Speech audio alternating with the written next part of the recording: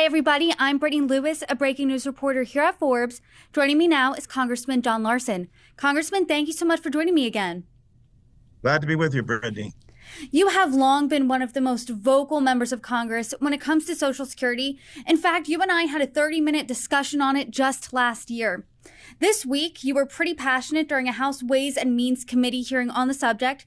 You introduced a resolution of inquiry into what you called the, quote, hostile takeover of Social Security by President Trump and Elon Musk. And you accused Elon Musk of, quote, taking a wrecking ball to the Social Security Administration. So to start off the conversation, can you talk to us about your concerns? Absolutely. As you know, Brittany, there's more than 70 million Americans that are on Social Security. And for the most part, people have a tendency to think that Social Security is just pensions, but it's not.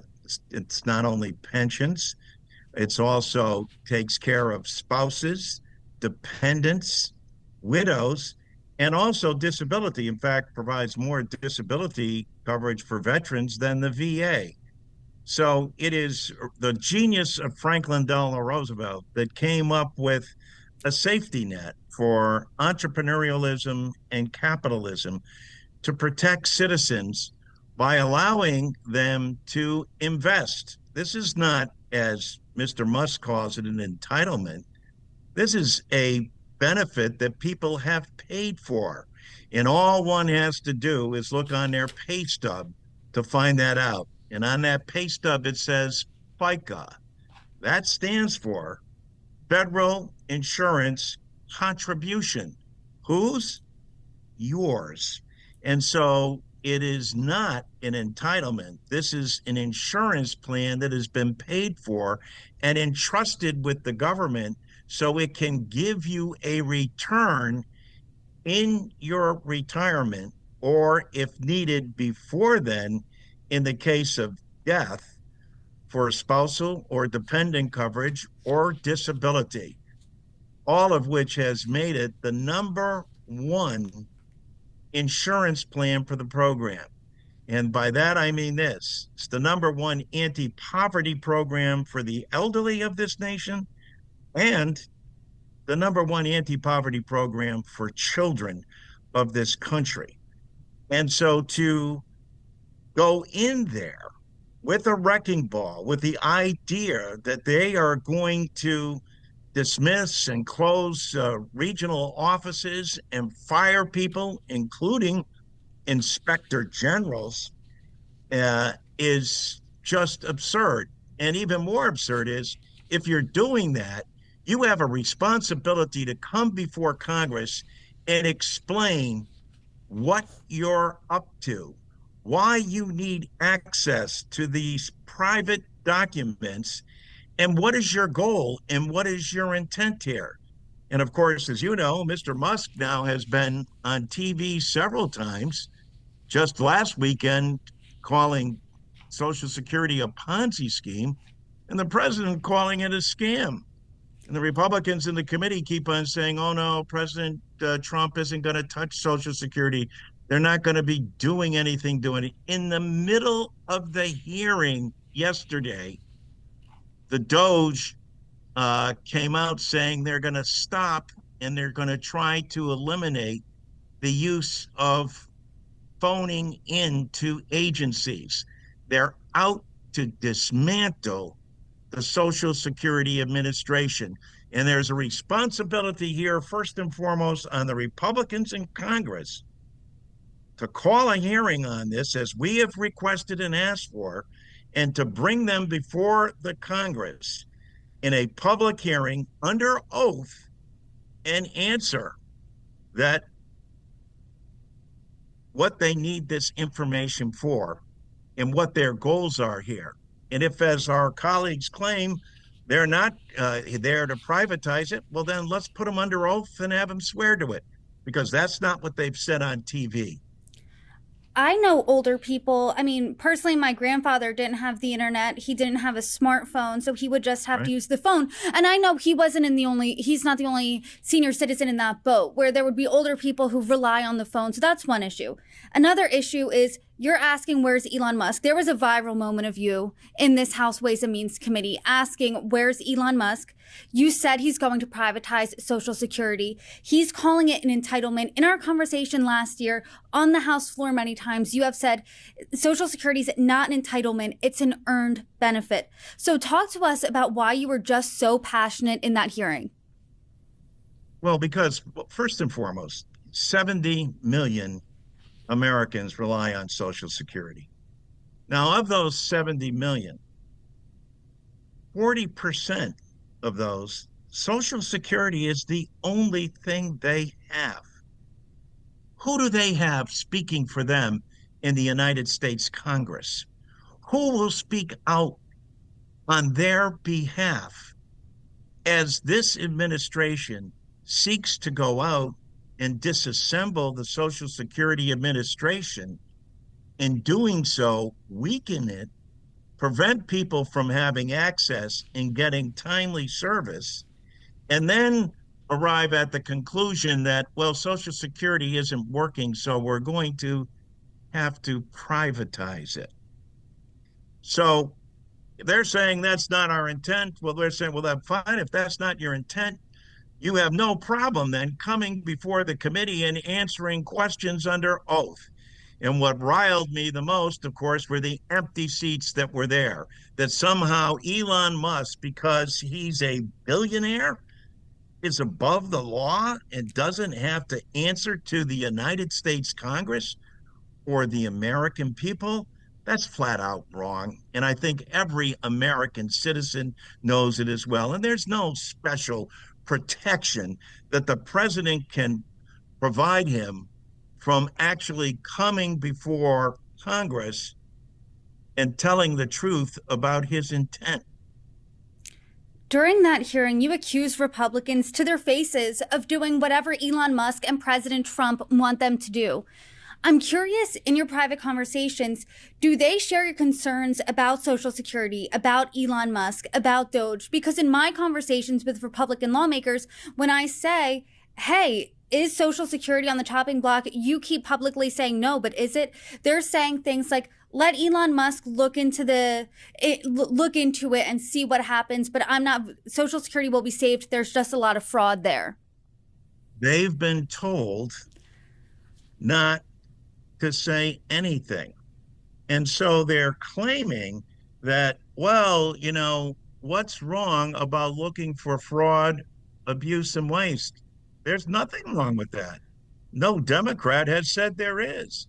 In fact, if there's fraud, abuse, or waste, we'll join with them in finding it and routing it out because there's no place for it in government. But that's not the issue here. They're claiming that that's what their goal is. And our response is, if that's your goal, don't you think the American public and certainly the fourth estate and the media would be interested in it as well? And so why is there this great secret? Well, could it be because you're not telling the truth? As Rich Neal said yesterday, can we at least agree that no one 350 years old is receiving a Social Security check?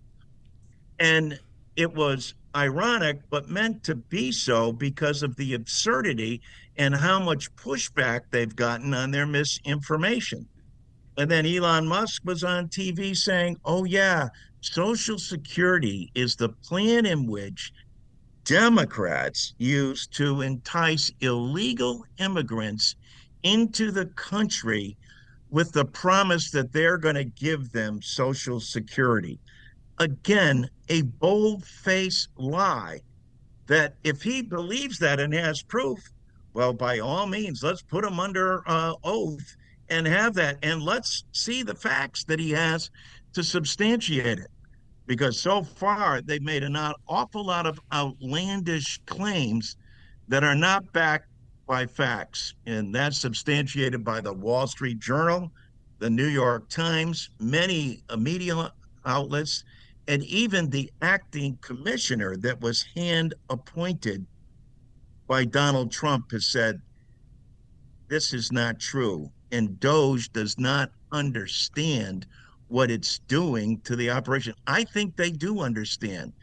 Their goal isn't fraud, abuse, or waste. Their goal is to dismantle it and privatize it and say it doesn't work and say it's ineffective, tell the big lie, and then say to the American people, that's why we need to privatize it.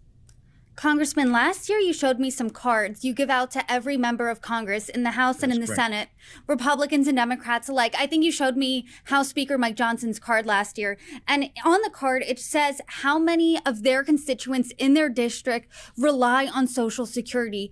Do you still do that? And when you're giving them to Republicans now, I mean, what are they saying? What are those conversations like? They're very appreciative of the card, and I think many of them are astounded. But when I go to the floor, every time I go to the floor to talk on what's called a 5 minute, I also, who is ever in the chair speaking, and it's always a Republican because they control the House, I recite for them exactly what's in their district and how many people. And on average, Brittany, it's about 145,000 people per congressional district on average, and also about 200 million that comes into that district monthly. I also remind them that this is why this is such a valuable program, and especially in this inflationary time, and with this vast disparity gap between the have and the have nots, that a plan that provides citizens with a monthly income needs to be there, and we need to know that they're receiving this amount of money and what it would mean if they don't get it.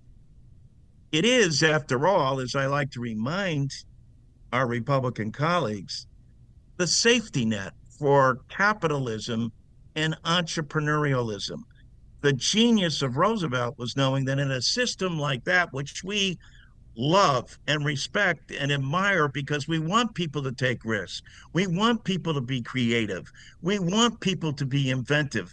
But if for some reason, whatever, climate change, whatever happens, inflation, a pandemic, whatever happens, through no fault of theirs, people that are laid off or out of work, they still need to put a roof over their head and feed their families, pay the rent, go to the pharmacy. And as we said earlier, for 40% of that 70 million, the only benefit they have is Social Security. And so that's why it's so important. And who speaks for them if not their elected representatives? Elon Musk doesn't speak for them. He and Donald Trump don't lose a moment's of sleep worrying about putting a roof over their heads, putting the meal on the table, or caring for those people. They're billionaires. God bless them. They're successful. God bless them. But our mission under the Constitution is we the people. And it's the people that were sent to Washington to represent and protect. And the brilliance of Roosevelt in our system is that we know that Social Security works. It's the most popular insurance program in the nation, the number one anti-poverty program for the elderly, and the number one anti-poverty program for children. You mentioned earlier some comments that Elon Musk made recently on Social Security. He made them during an interview with Larry Kudlow on Fox Business. I want to read some other comments he made in that interview. He said entitlement spending is the big one to eliminate. As we know, entitlements include Social Security. They include Medicare and Medicaid. And he said the government spends anywhere from $500 to $700 billion on them. President Trump himself, Republicans themselves, all said that they're not going to cut Social Security, Medicare, Medicaid. They're not touching that. Instead, they're going to look for the waste, the fraud, the abuse in there. But realistically, is there $500 to $700 billion of waste, fraud, and abuse in Social Security? Well, this is such a conundrum, and I'm glad you asked the question because it's confounding. Number one, as you point out, if you look at the federal budget and you were to take three specific areas, those being national defense, those being Medicare and Medicaid, and Social Security, that's over 70% of the federal budget in three programs. So Musk has said he's not wrong about saying, where is the money being spent with regard to the federal budget? Yes, indeed, it's defense, Medicare, Medicaid, and Social Security. Now, how much has he been asked or directed to find by President Trump? $2 trillion, I believe, right? Now, is it coincidental that what was the tax cut of 2017, the Trump legacy? Let's see. Oh yeah, that was $2 trillion. Oh yeah, and by the way, of those three major programs that we just named, does any one of them have a trust fund? Yes. Social Security. Oh, and by the way, how much money do you think is in the Social Security Trust Fund that has been put there by American citizens? $2.7 trillion.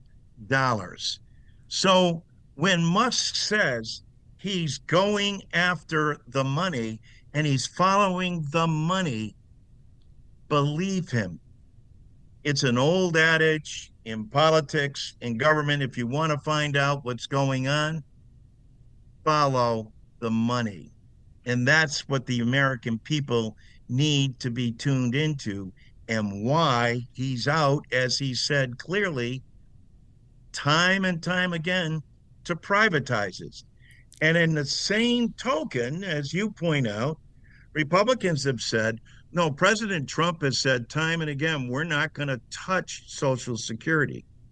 And yet the same weekend that Elon Musk called it a Ponzi scheme, he called it a scam. And he's given him a free hand. And they say, oh, yes, but he's only going after the fraud, abuse, and waste. Well, I said, well, if that's the case, why isn't he coming before our committee? Because we'll surely roll up our sleeves and help them find that. Because nobody wants to see fraud, abuse, and waste in the military, in Medicare or Medicaid, Social Security, or any governmental program. So you talk about a Ponzi scheme. That's the real Ponzi scheme, is that they're saying they're going to be, oh no, we're not touching Social Security. We're not going after Medicare or Medicaid. But in the same breath, they're saying, but we're going to follow the money and we're going to look there. And this is where we're going to come up with the $2 trillion the president has asked them to. They have got to be held accountable to the American people, to the United States Congress, and to the media. And it's going to be individuals. And frankly, they've got the power. They control the Senate, the House, and the presidency. They can block us.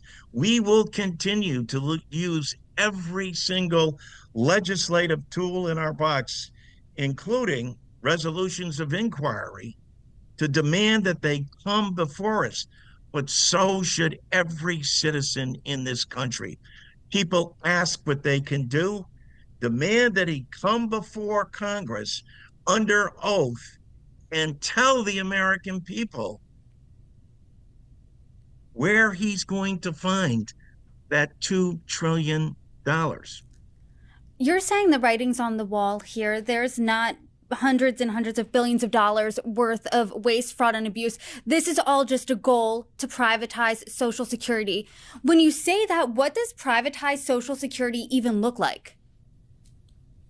Yes. Well, again, think about this.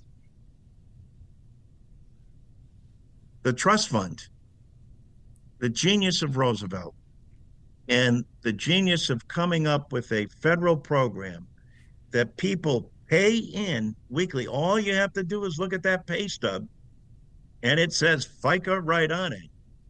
It's not a tax, it's an insurance premium. It says federal insurance contribution. Whose? Yours and mine and every American citizen's. Albeit except some of the very wealthy who pay nothing or circumvent the FICA rule or are done paying on January 2nd into a program that everybody else pays into throughout the year, which is why President Biden said we have to lift the cap on Social Security. Again, most citizens don't know that there's even a cap. Now, that cap rises every year. It's currently $170,000, but President Biden said we'll lift it on people over 400,000. When I hold a town hall, one of the first things I do is say, raise your hand in the room if you're making over 400,000. Funny thing about that, Brittany, I've never had anyone raise their hand. Well, except once in East Hartford, my hometown, and I looked at the person who I knew. I said, "You're making over 400,000?"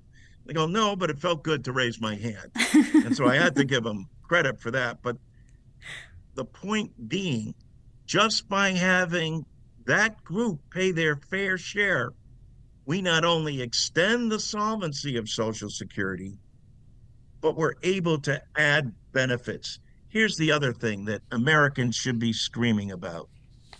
When was the last time Social Security benefits were enhanced? I actually know this from our conversation from last year, over 50 years ago. Exactly. Richard Nixon was president of the United States. And someone say, well, wait a minute, didn't Ronald Reagan and Tip? And I said, yep, that happened, but they didn't enhance the benefit. They extended solvency. How did they do that? They did so back in 83 by raising the age from 65 to 67. Here's the catch. For every year you raise the age, that's a 7% cut in benefits. So when you hear our colleagues on the other side saying they want to raise the age to 70, that's a 21% cut in your benefits. How does it make any sense if people are living longer, and they are, that they should be living on less? Shouldn't we be working to make sure that the Social Security program and the trust is not only solvent, but is also able to expand and provide benefits that people need? And Congress has that responsibility, but it hasn't done that in more than 50 years. People should be outraged. And I'll tell you who's getting outraged and what's causing people to call their offices and congressional offices are the 10,000 baby boomers a day who become eligible for Social Security and are saying, hey, wait a minute. What happened to my Social Security? And when am I getting these benefits? And they're now telling me that they could push this off to age 70, or that the last time these were modified or enhanced was 1971. Some would say, well, no, but even didn't last December, didn't Congress include people that were excluded in 1983? Indeed, it did.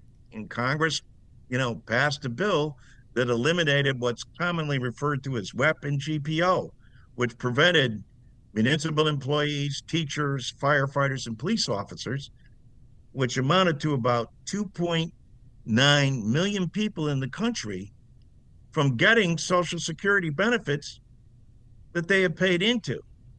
That's the good news. The bad news is, though, it wasn't paid for. And so President Trump has also said, I'm protecting Social Security. Not only am I protecting it, I'm going to give everyone on Social Security a tax cut. Well, that same tax cut provision, as we discussed last year, is in our proposal, but there's a big difference. We pay for it. And in doing so, make sure that the trust fund stays intact and people still get the tax relief they richly deserve. Not to pay for it is a 998 billion hit to the trust fund. And where does that come from? Out of the very people who participate in Social Security, over 35 million who it's the only thing that they have. Sadder still, in the wealthiest nation in the world, 5 million fellow Americans, most of whom are women, get below poverty level checks from the federal government, from an insurance plan that they entrusted to their government to take care of them. And they're getting below poverty level checks. Why? Because Congress has not acted. Now, if Congress doesn't want to pay them, don't you think it has an obligation to say, we're sorry, but we don't think it should be adjusted? We think that that's fair. There's no way that that would ever happen. But if people don't vote, or if Elon Musk can get his hands on $2,700,000,000,000 and then say, oh, well, we'll privatize this, meaning, and they'll show you examples where they can return far greater money and will benefit more people. And that's what they'll tempt the American people with. But that's the Ponzi scheme. That's where the billionaires continue to get more money. And Social Security goes from being an absolute guarantee to being at risk. And you don't have to go back to 1929. You only have to go back to 2008, where people saw their 401k become a 101k. Now, are there things that we could do collectively as Democrats and Republicans and strengthen the trust fund and work? And I've talked with actuaries and financiers and people to strengthen the trust fund, but keep it in the Social Security trust, out of the greedy hands of the private sector, but a government program that's an absolute guarantee that can yield more than just Treasury notes? Absolutely. And that's the work we should be rolling up our sleeves and doing together to make this possible. And with reporting like yours and baby boomers taking to the phones and say, hey, what about that? And oh, by the way, don't privatize my fund. I want the guarantee. Congressman, I hear how passionate you are. A lot of people saw how passionate you were earlier this week about this. I've known for a while because you and I have talked about this a year ago. But what do you think is next? Because as a Democrat in Congress, you're kind of at a disadvantage. Republicans control the White House, the Senate. So what specifically can you do right now about Social Security? Because not a single Republican on the House Ways and Means Committee supported your resolution of inquiry. What we have to do is keep bringing it before the American public. You know, we have election cycles, and that's 2 years, but we don't have 2 years here because we have someone who's laser focused. President Trump fully understands, having served as president for 4 years, that he only has a limited amount of time. And the Republicans in Congress understand that also.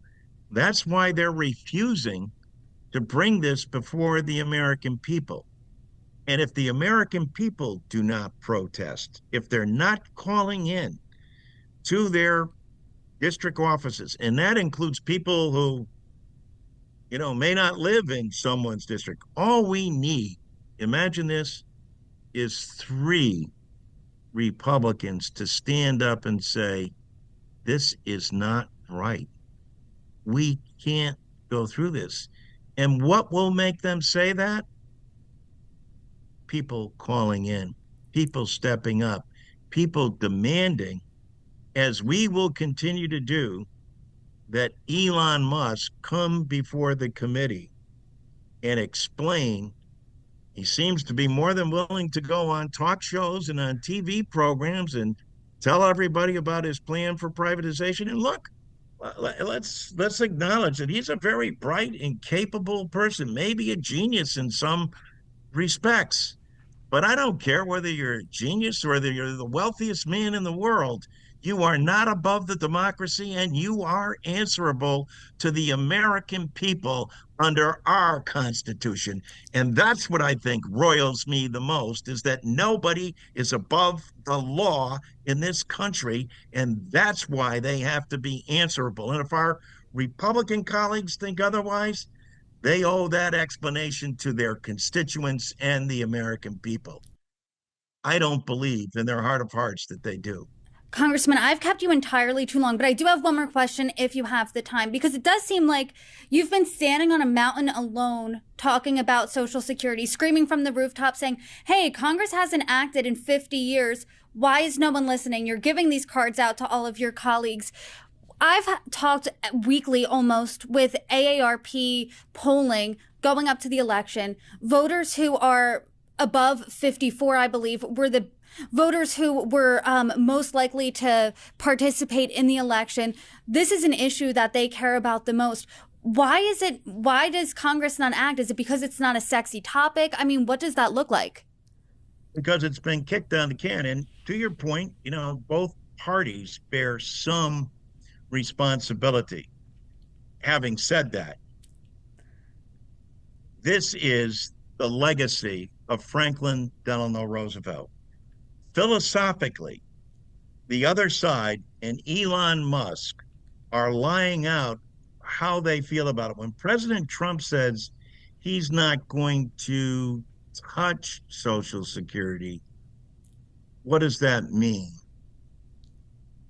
Does that mean he wouldn't privatize it? Does that mean that, he wouldn't say, I have another way of making this program work? I think they owe it to the American people, as do the Republicans, to bring them before Congress and get these answers, especially when Elon Musk is so brazen about coming out and saying that, in fact, this is what he intends to do. That, in fact, yep, those three programs are where the money is. And of those three programs, which one has a trust fund of $2.7 trillion in it? The American people some may have been born at night, but not last night. And so we're well aware of this. This is something that is going to take a real democratic national movement on people demanding. What they hope is they can get through this as fast as they can with this, what they would like to say, one beautiful bill with no accountability, no one caring about what their true agenda is and what they're looking at. That can't hold in a democracy. Otherwise, we don't have a democracy. We have tyranny of the majority. Congressman, a really important conversation. And as there are developments with what DOGE does with Social Security, with Medicare, with Medicaid, I hope you come back on and talk about it with me. I really appreciate the time today. Thank you so much for joining me.